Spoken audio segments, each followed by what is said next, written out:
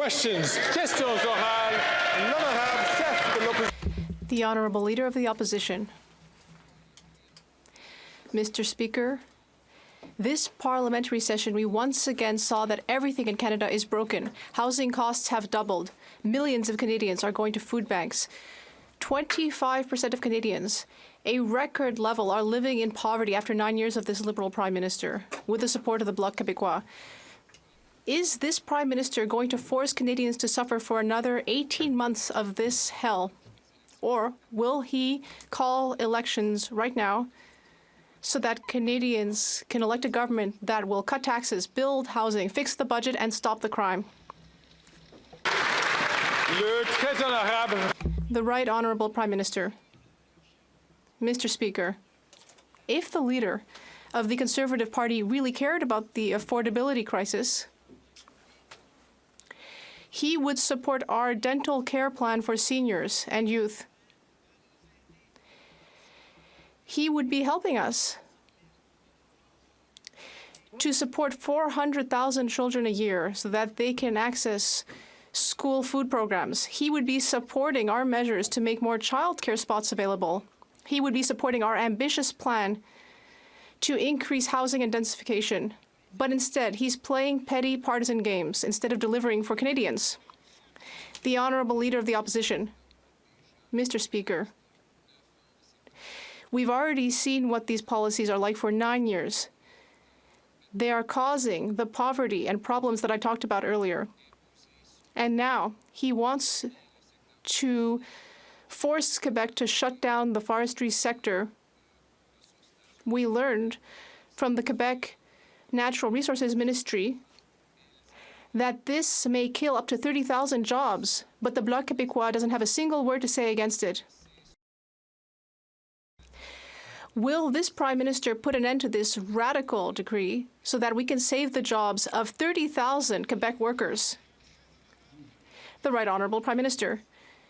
Mr. Speaker, unlike the leader of the Conservative Party, Quebecers know very well that the only way to build a stronger future is by protecting both the economy and the environment at the same time.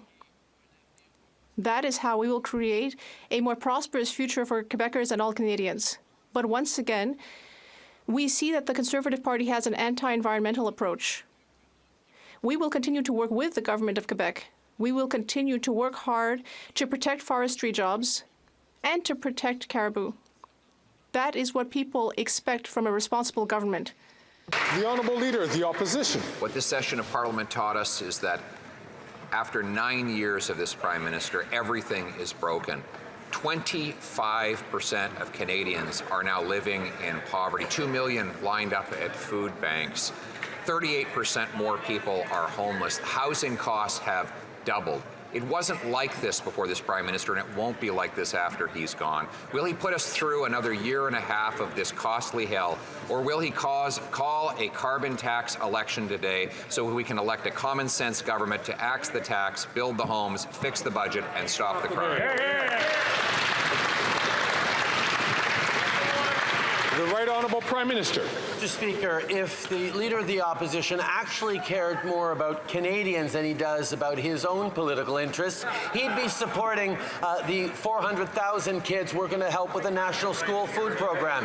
He'd be voting in favour, instead of opposing at every turn, the dental care program that has already helped over 200,000 seniors and will now, as of next week, start helping young people and Canadians with disabilities. He'd be standing with us on expanding childcare spaces instead of campaigning against it. But, Mr. Speaker, he doesn't care about Canadians. He cares only about himself.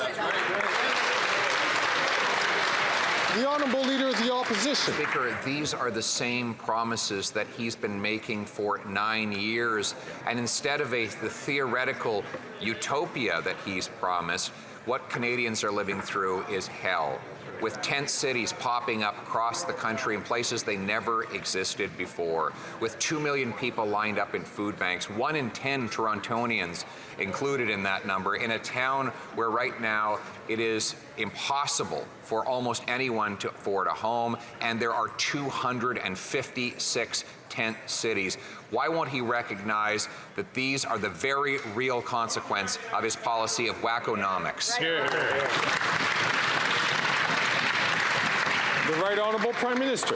Mr. Speaker, as part of our plan to invest the most ambitious housing plan this country has ever seen, to invest in supports for seniors, supports for young people, supports for Canadians with disabilities, the Conservative leader is choosing to demonstrate what everyone knows Conservative parties do, which is protect the wealthiest and let everyone else fend for themselves. While we are asking the wealthiest Canadians to pay a little bit more by raising the capital gains inclusion rate for anyone making over $250,000 in a given year on selling properties, he's standing with the wealthiest, not with the middle class and people working hard to join it. The Honourable Leader of the Opposition. Mr. Speaker, the middle class doesn't exist after 9 years of this Prime Minister. Here are the facts. 76% of young people believe they'll never afford a home. 38% more homeless people. 256 homeless encampments in Toronto alone. 2 million people lined up at a food bank. 1 in 4 Canadians skipping meals because they can't afford the price of food. Is this what he meant when he said sunny ways for the middle class? The Right Honourable Prime Minister. Mr. Speaker, we've seen throughout this session and indeed throughout his career, covering more than 19 years as a parliamentarian, that the leader of the Conservative Party is very quick to use sound bites that use Canadians, that exacerbate and exaggerate and indeed amplify the real concerns people are facing, but he is nowhere on solutions for them. He's standing against dental care, against pharmacare, against investments in the middle class and people working hard to join it, against investments to create jobs and a future for Canadians, because all he cares about is himself and his future.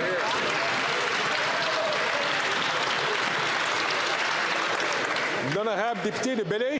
The Honourable Member for Belleuil-Chambly. Mr. Speaker, in Quebec, according to Canada Post, you don't actually need to speak French to deliver mail or to sort it. They say that mail delivery people don't talk to anyone.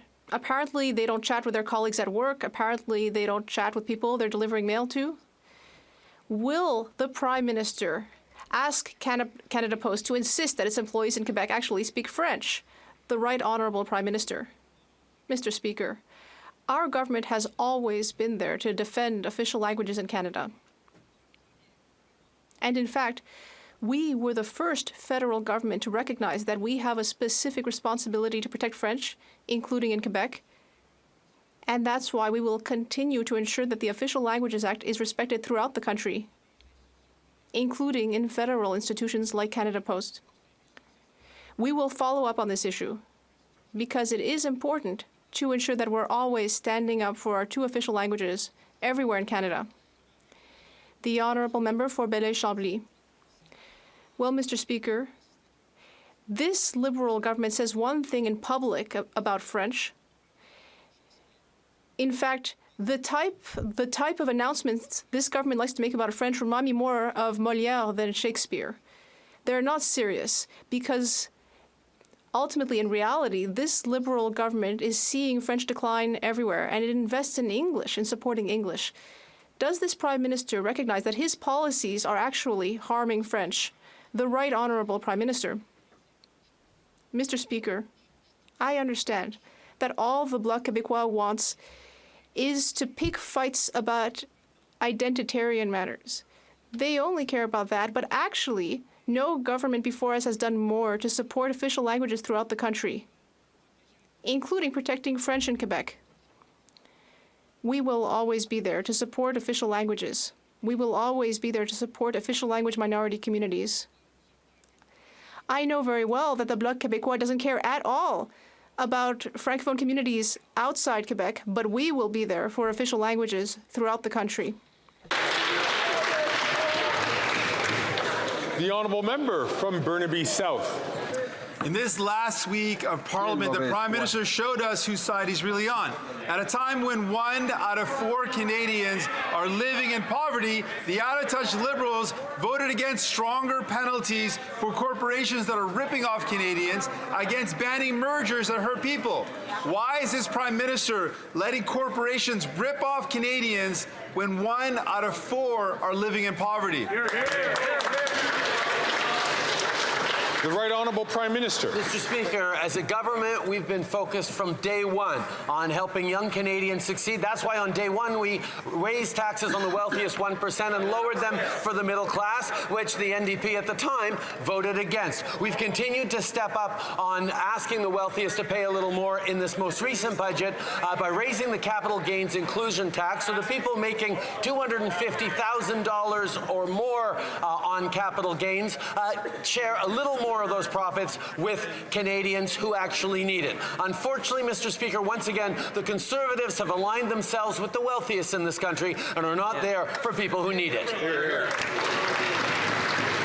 L'honorable député de Burnaby South. The honourable member for Burnaby South. Corporations continue to rip off Canadians. 25% des gens 25% of Canadians are living at a poverty level. 25%. And this Prime Minister won't even support these 3 words, lowering prices for Canadians, in my bill. I know that this Prime Minister hasn't actually experienced the challenges that people are going through, but how can he be this oblivious? The Right Honourable Prime Minister. Mr. Speaker, we recognize that Canadians are experiencing affordability challenges. And that is why we are delivering programs and investments that help people, whether it be $10 a day childcare, whether it be dental care, whether it be support for insulin or reproductive health, whether it be a code of conduct for big grocery chains to protect consumers, whether it be for 400,000 children who will have better school food programs, thanks to our national program. We will continue to be there to support Canadians and to ensure that those who are better off pay their fair share. A vote in Parliament in favour of banning the IRGC wasn't enough to convince the Prime Minister to list it as a terrorist organization 6 years ago. The organization killing 55 Canadians in an unprovoked attack on a passenger aircraft wasn't enough to make him do it. Even its role in the October 7th attack and its subsequent role in inciting hatred on our streets was not enough. It took a by-election for the Prime Minister to change his mind. Why is the Prime Minister always putting his political security above national security? The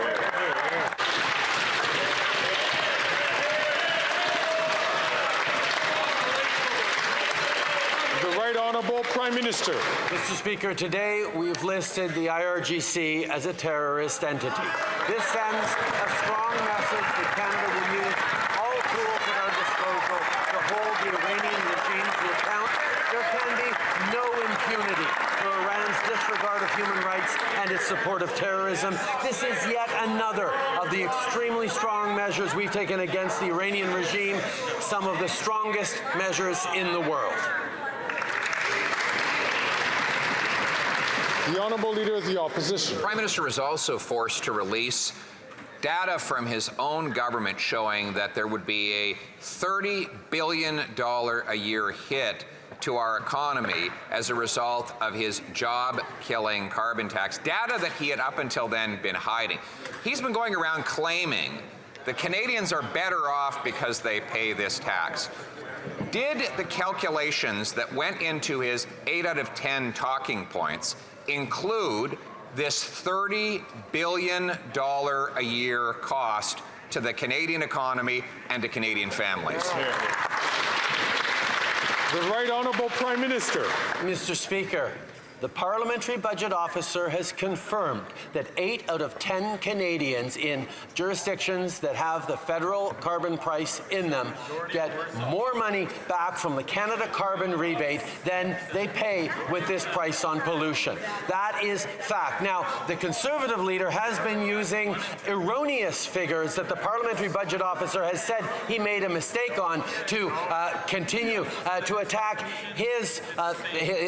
our plan on fighting climate change and putting more money back in people's pockets. 8 out of 10 Canadians are better off, Mr. Speaker. Hear, hear. The Honourable Leader of the Opposition. Does that include the $30 billion a year economic cost when distributed among those 8 out of 10 families? The Right Honourable Prime Minister. Mr. Speaker, once again, the Conservatives are basing their attacks on climate action and affordability on erroneous calculations that the Parliamentary Budget Officer has admitted that he made. The fact that the Parliamentary Budget Officer also calculated without making any mistakes that 8 out of 10 Canadians are better off with the Canada Carbon Rebate and the price on pollution means that we are not only fighting climate change and bringing down emissions, we're also putting more money back in the pockets of Canadians who need support right now, money that the Conservative Party wants to take away.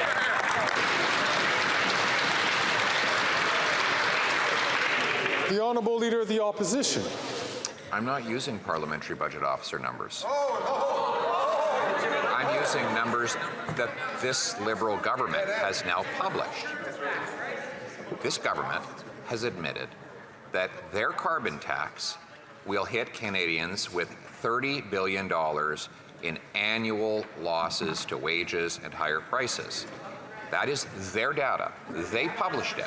So once again, very specific question. When he claims that 8 out of 10 are better off, does that include the $30 billion of costs that he now admits that the government will impose on the economy?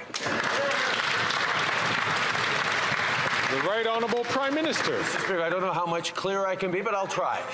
Based on everything this government knows, all the studies we've made, all the studies that the Parliamentary Budget Officer has made, we can affirm very clearly, and it's backed up by independent economists, that 8 out of 10 families in jurisdictions across the country where the federal price on pollution applies do better off with more money in their pockets than the price on pollution costs them with the Canada Carbon Rebate. It's putting more money in the pockets of Canadians, and the Conservatives are wrong on this.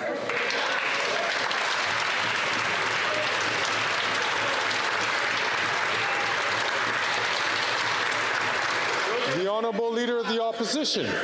He can't say yes, because he knows that when you take the $30 billion a year and divide it by the 17 million Canadian families, then you come up with almost $2,000 per Canadian family based on numbers published by his own government. So it's like him saying, you can afford this house as long as you don't take into consideration the down payment and the monthly mortgage payments. If you take out $30 billion of costs, you don't have a real calculation. So why doesn't he put the $30 billion back into the calculator and show Canadians whether they're really better off?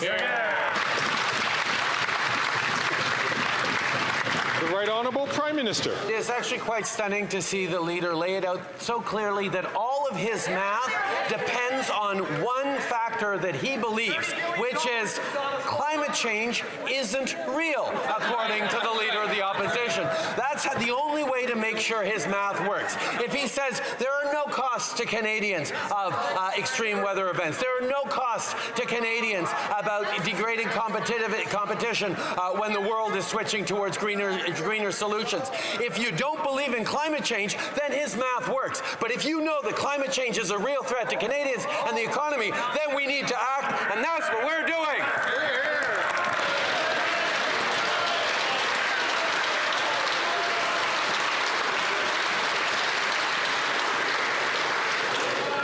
The Honourable Leader of the Opposition. No, all you have to accept is the fact that his carbon tax will not reduce by 1 penny the cost of climate change to Canadians. It will not eliminate one flood, one drought, one storm, one anything.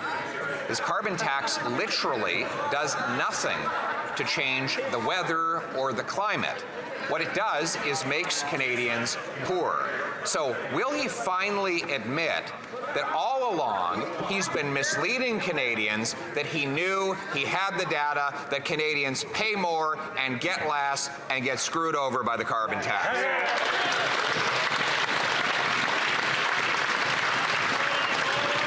Encourage all members to try to find ways that for polite words in the House of Commons.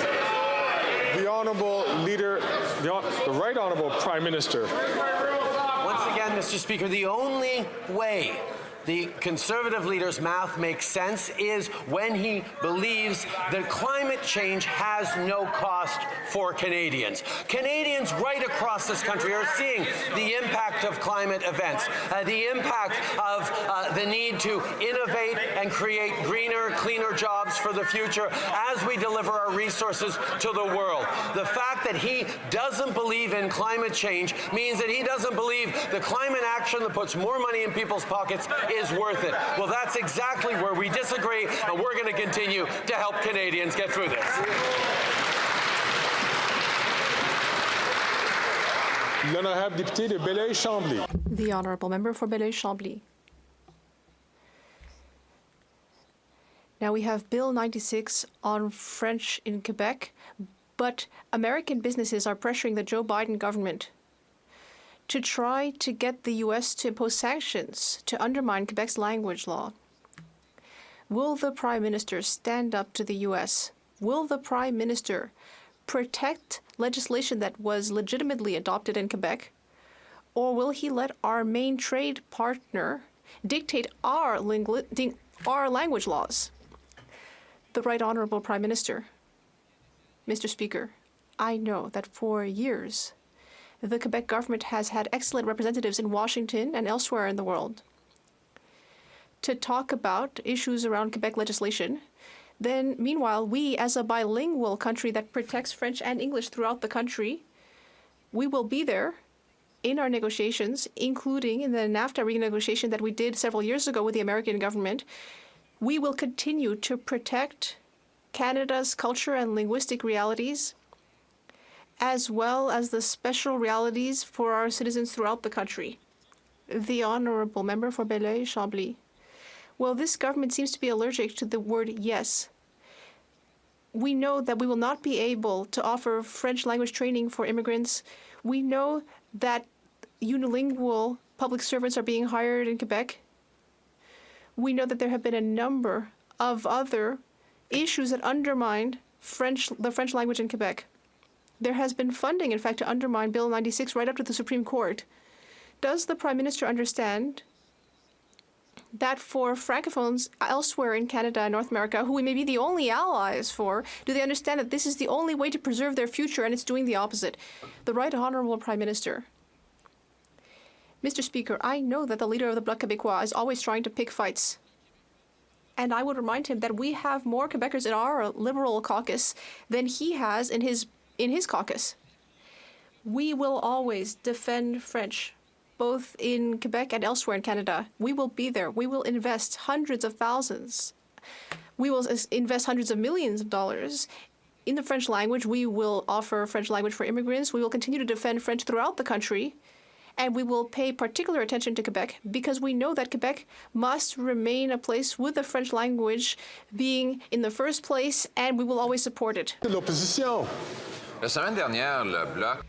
Last week, the Bloc Québécois voted to increase taxes for Quebec farmers, all that during a cost of food crisis, and to increase costs for housing developers during a housing crisis, to increase taxes on doctors while we're experiencing a shortage of doctors, and to increase taxes on Quebec SMEs, all that during an economic crisis. Why is this Liberal bloc always trying to take away Quebec money to instead fund the colossal central and centralizing Liberal government? The Right Honourable Prime Minister. Mr. Speaker, I don't think I really followed the question.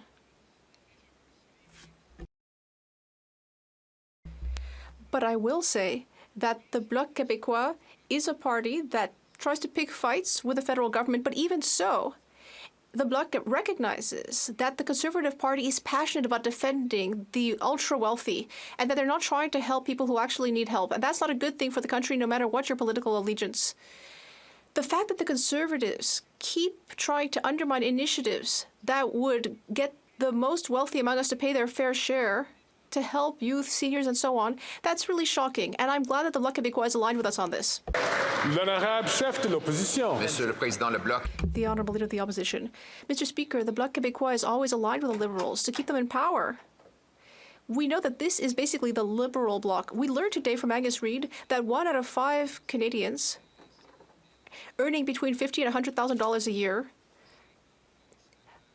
1 in 5 believe that they will be affected by this bloc Liberal increase in taxes. But if the Prime Minister wants to deny that, well, there's a very clear way to settle this. Will the Liberal government support an amendment to exclude everyone who possesses less than 1% of the wealth in Canada from the tax increase? Will the government do this, yes or no? The Right Honourable Prime Minister. Mr. Speaker, everyone in this House knows very well that there are issues where I disagree with the leader of the Bloc Québécois. We've heard about that many, many times. But sometimes we do see eye to eye.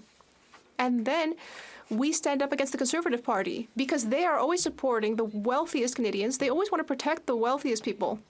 And do that instead of investing in housing, instead of helping seniors, instead of creating more childcare spaces. We know that we must stand up for the middle class and those who are working hard to join it.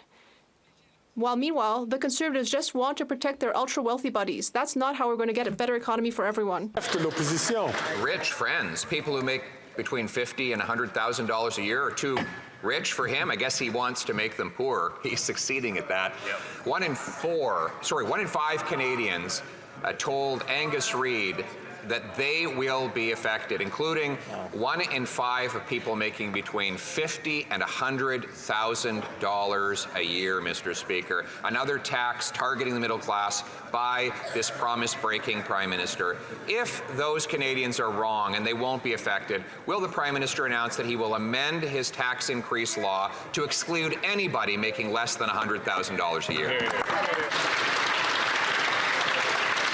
The Right Honourable Prime Minister. Mr. Speaker, our increase to the capital gains inclusion rate will affect people who make more than $250,000 in profits when they sell successful investments within a given year. We feel that those people can make a slight less amount of profits so that we can make sure we're investing in young people who can afford housing, so that we help seniors with the cost of dental care, so we deliver free insulin and free prescription contraceptives across this country. We're asking the wealthiest and the most successful to pay a little bit more so we can help those who need it, and the Conservatives are choosing to stand with the wealthiest. The Honourable Leader of the Opposition. Socialist bafflegab. Not my words. Those are the words of Scott Bryson, the former Liberal president of the Treasury Board, the very person to whom the Prime Minister trusted all of his spending. Add to that Bill Morneau and John Manley, 2 former finance ministers who have now said they are against this tax increase, and David Dodge, a Liberal former governor of the Bank of Canada. Now that all these Liberals say that the Prime Minister is up to socialist bafflegab, will he reverse this job-killing tax on Canadians?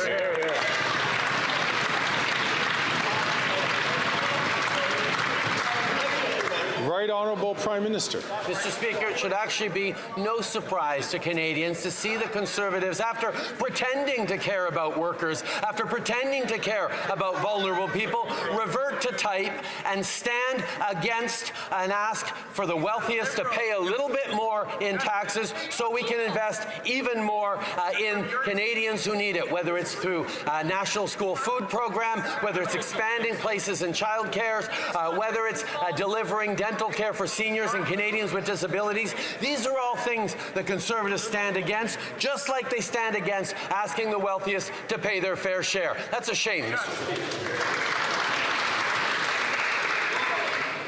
The honourable member from Port Moody Coquitlam. Mr. Speaker, the housing crisis is hurting seniors in Port Moody. The Liberals have promised to build more affordable housing, but yet they continue to sit on their hands and drag their feet. The closed Canada Post Office at 45 Mary Street is a good location for quality affordable homes for seniors. New affordable homes at this location has the support of the city and the community, but the Liberals have yet to put a shovel in the ground. Why won't the Prime Minister step up and build the affordable homes seniors need in Port Moody? Good question. Good question. The Right Honourable Prime Minister. Mr. Speaker, we are pleased that we've been able to contribute to a massive number of seniors' homes across the country over the past years, but we also know we get to do even more with the most ambitious plan on housing this country has ever seen. From increased density to more affordable homes to using public lands and federally held lands like post office buildings and Department of National Defence properties to build more homes that are affordable for Canadians. This is our plan to ensure that we are delivering for seniors and for future generations. While the Conservatives want to sell public lands off to the highest bidders, we're going to make sure long-term leases give affordable homes for seniors and all Canadians. The honourable member for Nanaimo Ladysmith. Mr. Speaker, finally, after years of dragging their heels, word is out that the Liberals are moving open net fish farms out of BC coastal waters.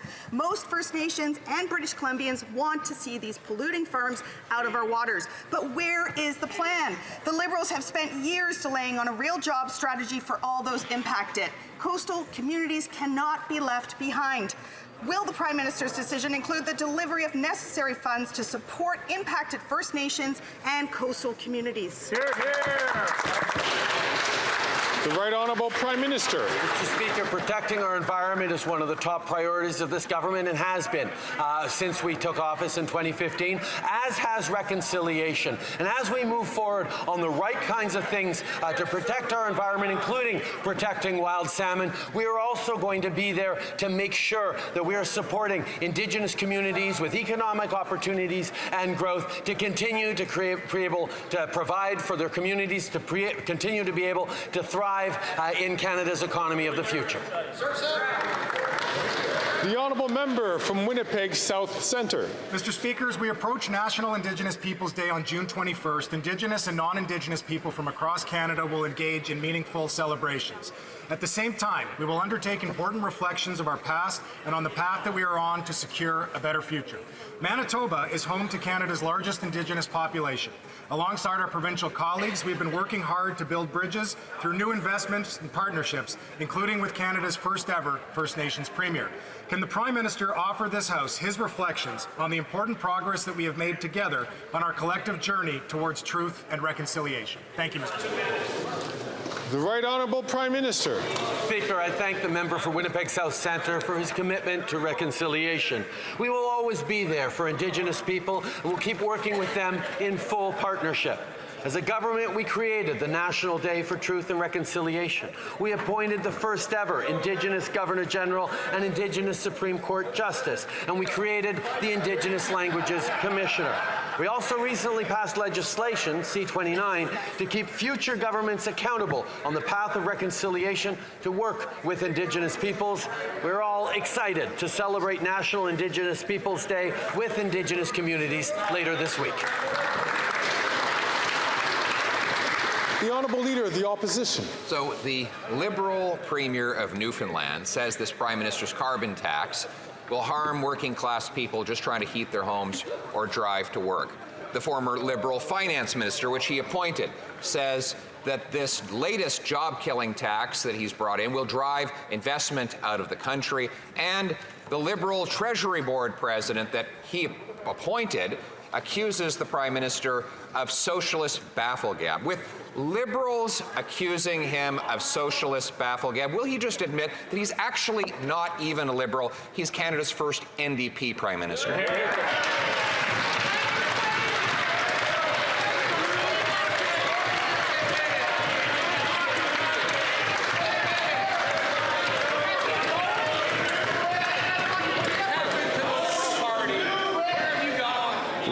Prime Minister. Mr. Speaker, we have demonstrated over the past 9 years that investing in the middle class and people working hard to join it can create growth for the country, and that's why we're continuing to step up to put that growth for work by putting more money in the pockets of Canadians, whether it's through a plan to fight climate change that puts more money in the pockets of 8 out of 10 Canadian families across the country, whether it's by moving forward on asking the wealthiest who are selling off profitable investments to share a little more of those profits with Canadians who need it, by countering the housing crisis, by investing in young people. But once again, Conservatives stand with the wealthiest, we stand with the middle class. The Honourable Leader of the Opposition. Countering the housing crisis, he doubled housing costs, helping young people. 76% of them say they can't afford a home after 9 years of this Prime Minister.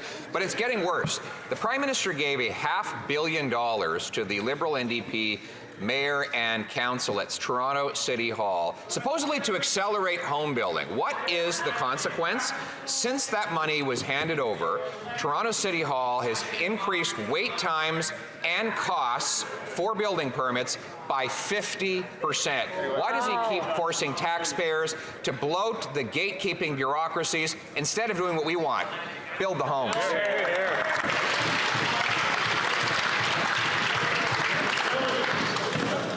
I know that we are coming to the end of the summer, end of the session, and members by Friday, and that members sometimes there might be a little bit more excited. I'm going to ask all members to please not take the floor unless they're recognized by the chair, because I can hear their voices pretty well.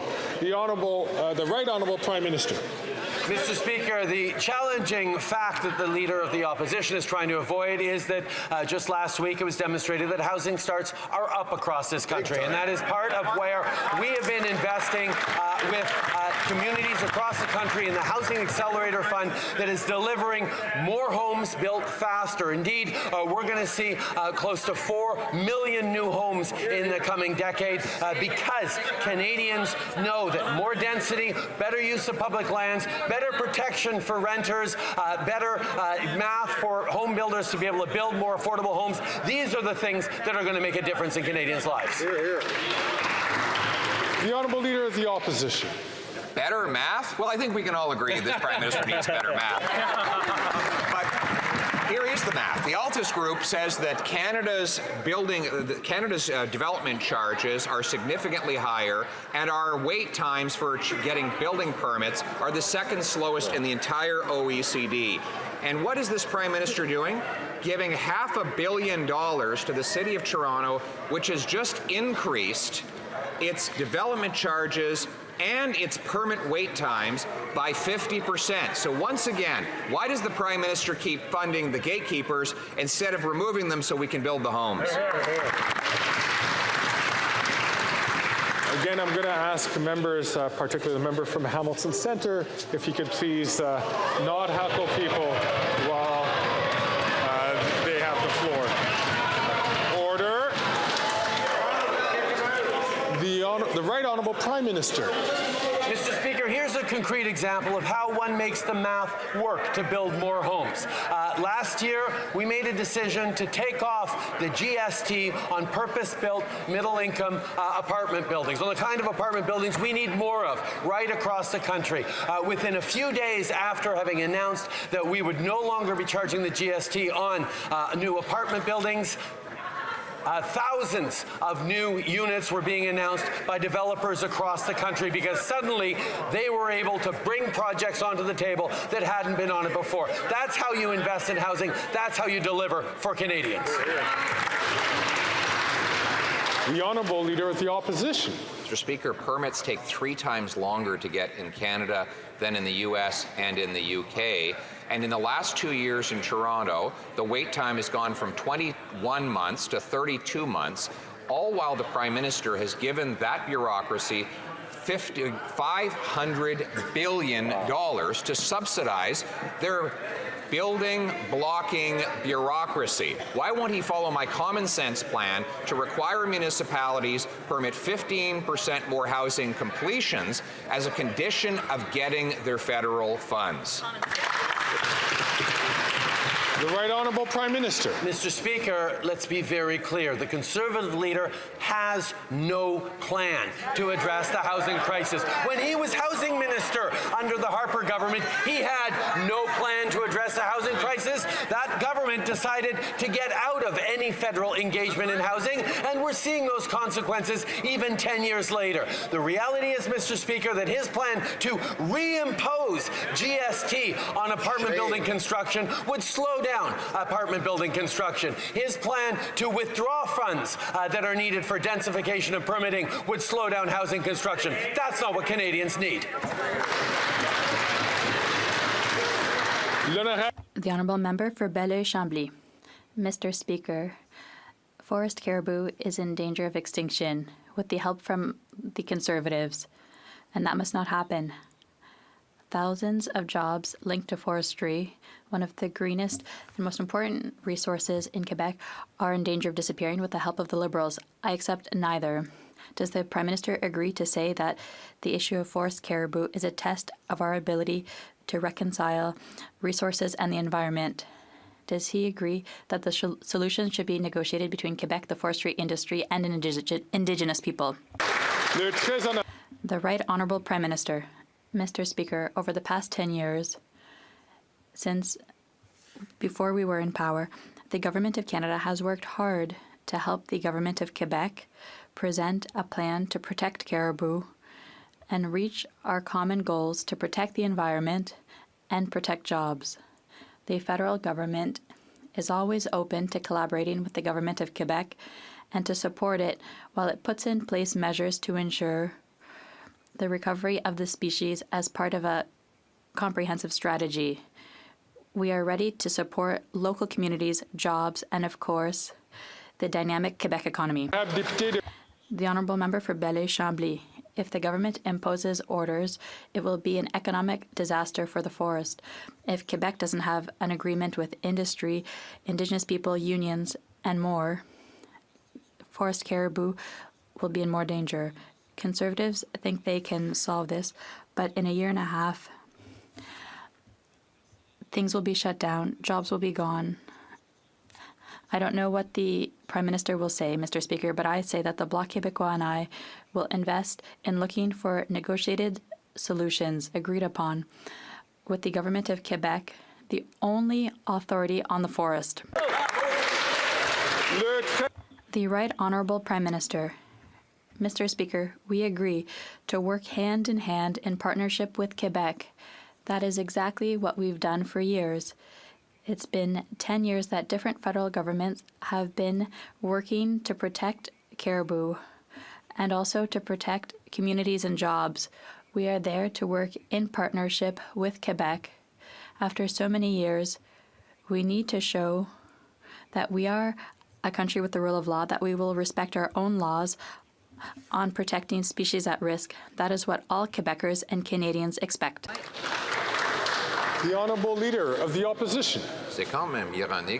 It's ironic to see the Bloc look for a federal role in a field of provincial jurisdiction.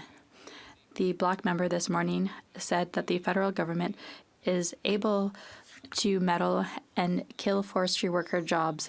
And if the Bloc hadn't voted to keep this Prime Minister in power, this order wouldn't have existed in the first place.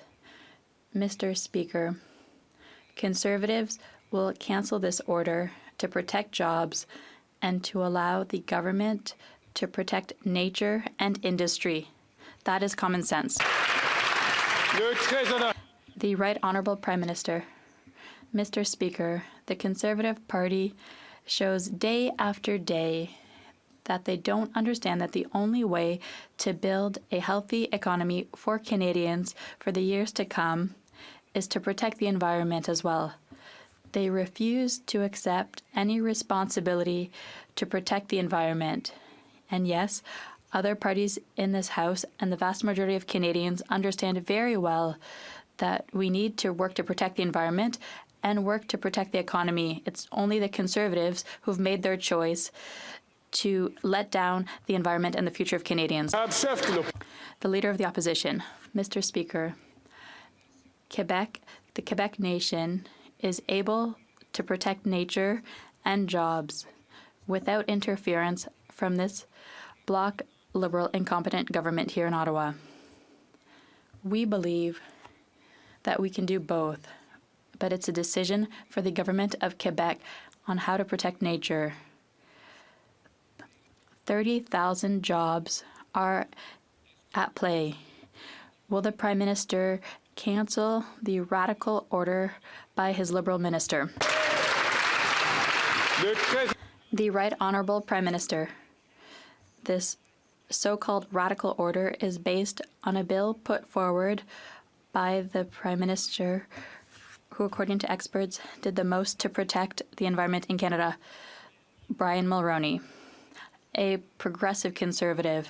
It's unfortunate, Mr. Speaker, to see how much the Conservative Party is denying something that progressive Conservatives understood very well. We can only build a strong economy by protecting the environment. Brian Mulroney showed that often during his career. The Conservatives have forgotten all of that, and they are attacking the planet and our future. The Honourable Leader of the Opposition.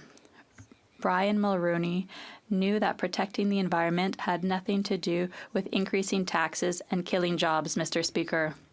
Liberal scandals. The RCMP commissioner just to confirm that there are now 6 active criminal investigations into contracts awarded by this NDP Liberal government. That's on top of the $60 million Arrive Scam Act, which saw $20 million go to 2 contractors who work out of their basement and don't even do IT work. Will the Prime Minister promise to personally cooperate with this criminal investigation so that Canadians can know where their money went? The Right Honourable Prime Minister. Mr. Speaker, this situation is obviously unacceptable, which is why authorities are looking into the procurement process. Anyone who took advantage of our COVID responses to save Canadian lives should face consequences. All federal contracts with these companies have been suspended as the investigations continue. The Honourable Member for Ottawa-Vanier. Thank you, Mr. Speaker. The pandemic and the war in Europe led to a crisis around the world. Our government has worked hard to fight inflation, and our plan is working. Canada has become the first G7 country to reduce its interest rates. As the Conservatives know how to do only one thing, cut. Can the Prime Minister share with us what our plan is to make life more affordable for Canadians? The Right Honourable Prime Minister. Mr. Speaker, I thank the member for Ottawa-Vanier for her question and for her hard work. Too many Canadians are struggling with the cost of living. That is why Canadians need a government who supports them. That is why we are investing in programs like dental care, pharmacare, daycare services, and the Canada Child Benefit that will be sent to millions of families tomorrow. At each stage, the Conservatives have tried to block us from supporting Canadians because despite their cheap slogans, they don't care about Canadians, just themselves. The Honourable Leader of the Opposition. Taking care of your friends, Mr. Speaker. This Prime Minister has literally doubled the amount spent on outside consultants, all the way up to $21 billion a year. That works out to $1,400 per family in taxes just to fund federal government consultants. One of them is $200 million to the Prime Minister's famous consulting firm, McKinsey. No wonder Canadians are forced to pay higher taxes. Will the Prime Minister finally put an end to this costly, self-licking ice cream cone and stop sending the bill to Canadians?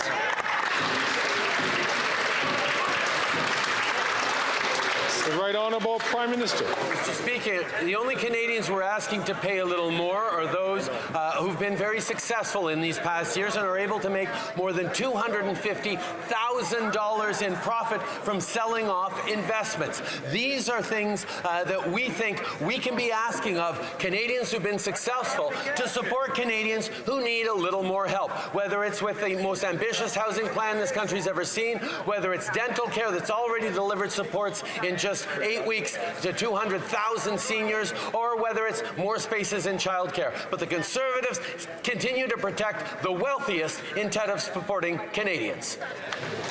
The Honourable Leader of the Opposition. That's a little bit rich coming from him as he raises taxes on single moms for the crime of driving to the grocery store, while he treats himself to a jet-setting experience where the food on the plane of a 6-day trip was $220,000, beef brisket, parsley potatoes with truffle oil, beef tenderloin with port wine sauce, braised lamb shanks, and even cheesecake with pistachio brittle. Mr. Speaker, with Canadians lined up at the food bank, what's on the menu for this Prime Minister this summer? The Right Honourable Prime Minister. Mr. Speaker, the Conservatives continue to use cheap attacks and slogans when they stand against support directly for Canadians.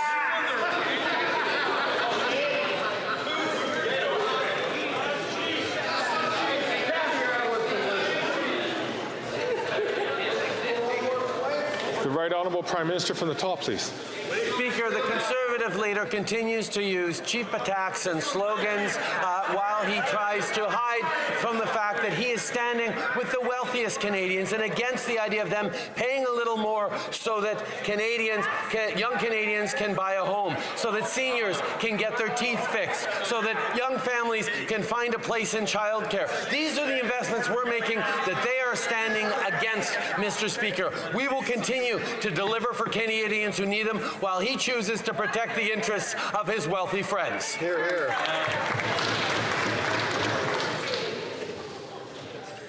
The Honourable Leader of the Opposition. Mr. Speaker, there's nothing cheap about the $220,000 that he spent on one trip for food alone. The Honourable Leader of the Opposition asked this question. I'm going to ask all members to please keep their voices down. The Honourable Leader of the Opposition from the top. There's nothing cheap, Mr. Speaker, about the Prime Minister spending $220,000 for food alone on a 6-day jet-setting tour for himself. All the while, homelessness up 38%. Toronto has 256 homeless encampments, where 1 in 10 people in that city are now eating at food banks. They join 2 million Canadians. The good news is life was not like this before this Prime Minister, and it won't be like this after he's gone. Can we not have a carbon tax election now to choose a government that will axe the tax, build the homes, fix the budget, and stop the crime?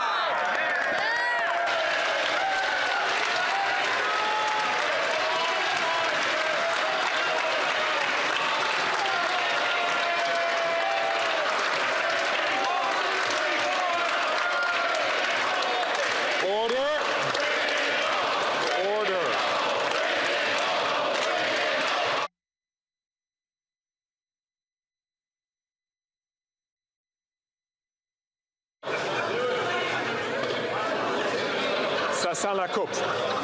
It smells like the cup. The Right Honourable Prime Minister. Mr. Speaker, once again, we see the extent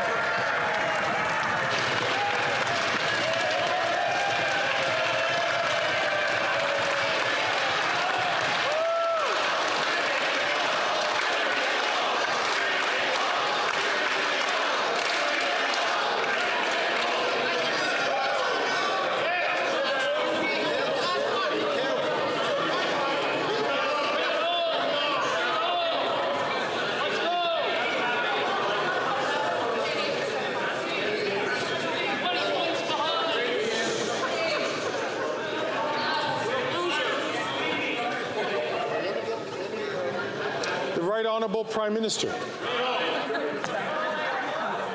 Mr. Speaker, the Conservatives over this past session have stood in this House to stand against dental care for seniors. They've stood in this House to stand against expanding child care investments in spaces. They've stood in this House to stand against the kinds of investments that are helping Canadians with diabetes, Canadians afford birth control. These are the choices that they are making. Now, they're filled with slogans and bumper stickers that don't solve solve problems but amplify anger while we are focused on supporting Canadians. Canadians can make their choice about the kind of country they want to live in.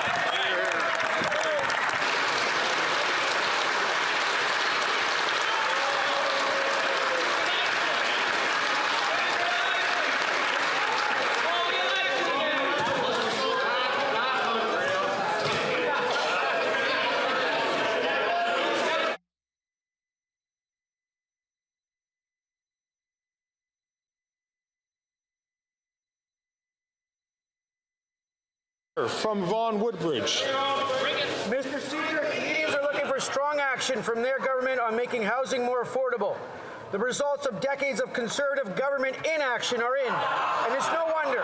When the Leader of the Opposition was Housing Minister, he only got 6 units built. Since 2015, we've been committed to getting the government back into housing. Can the Prime Minister... I truly cannot hear the honourable member ask this question. I'm going to ask all members, please, to please not take the floor while an honourable member is asking a question or while an honourable member is answering a question. Ask the member, please, to keep it together for a couple of more minutes. The honourable member from Vaughan Woodbridge, from the top, please. Mr. Speaker, Canadians are looking for strong action from their government on making housing more affordable.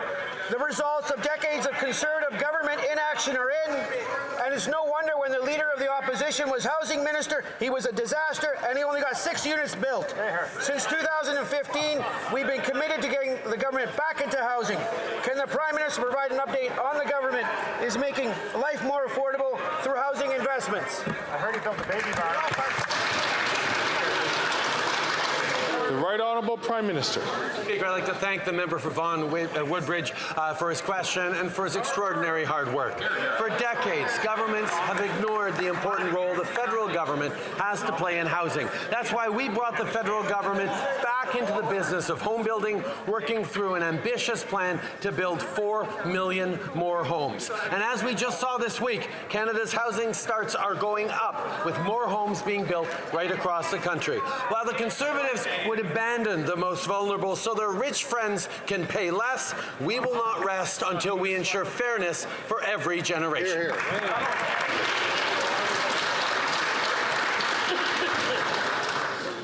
The honourable member from Edmonton Griesbach.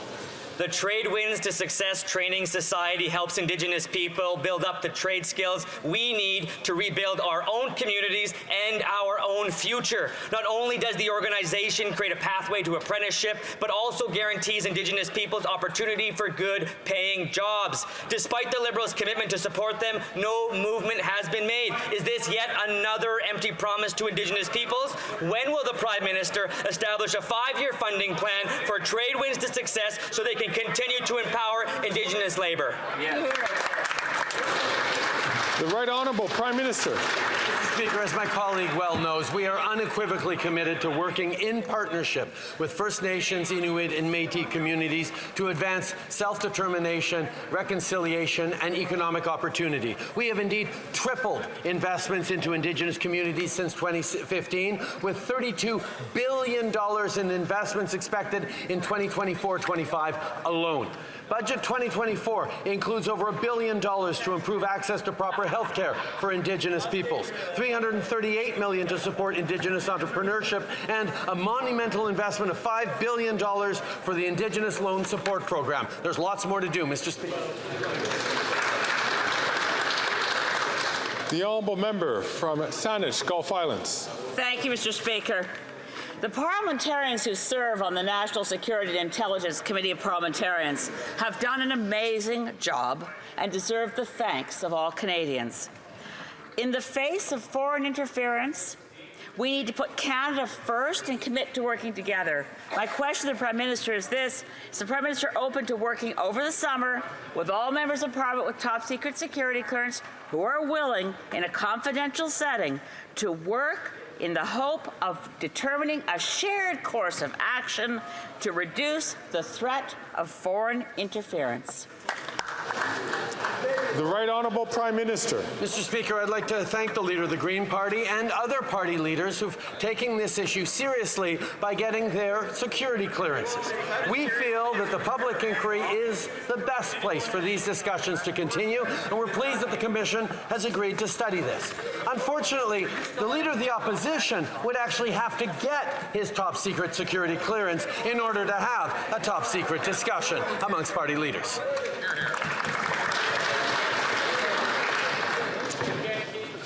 And so we come to the end of question period. And I see that the Honourable